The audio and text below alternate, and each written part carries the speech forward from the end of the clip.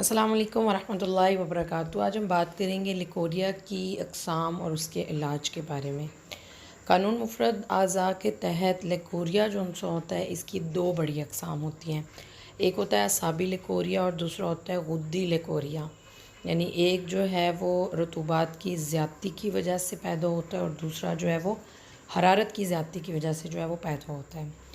तो जो असाबी लिकोरिया होता है, जब किसी भी वजह से किसी भी सबब से जब यूट्रस के जो आसाब हैं वो सोजिशनाक हो जाते हैं तो आसाब के अंदर तहरीक शदीद हो जाती है, जिससे बलगमी और असाबी रतूबात जो हैं वो रिसने लगती हैं, जो बेरंग होती हैं, बेबू होती हैं। अलबत्ता इनकी जो कैफियत होती है वो खारी होती है।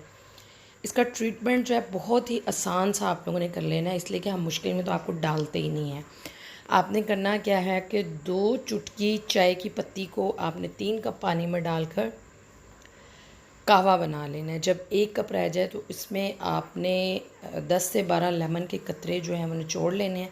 इसको मीठा करके जो है वो इस्तेमाल कर लेना है।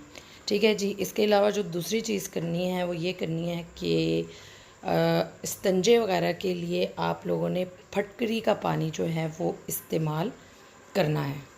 ठीक हो गया। दूसरा लिकोरिया होता है गुद्दी लिकोरिया। अब ये किस वजह से होता है? जब रहम के जोन से गुदूद हैं और ग़िशाए मुखाती हैं उनमें सोजिश हो जाती है तो पतली जर्दी माइल रतूबत ख़ारिज होती है।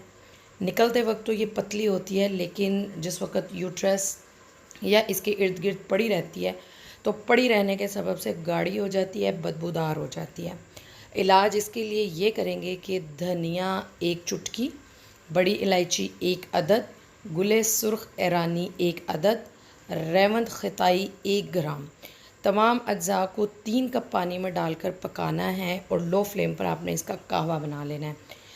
जब ये तकरीबन 1 कप रह जाए तो मीठा करके इसको जो है वो नोश कर लेना है। ठीक है जी। उम्मीद करती हूँ कि मेरी इंशाल्लाह इन वीडियो से आप लोगों को भरपूर फ़ायदा हो रहा होगा।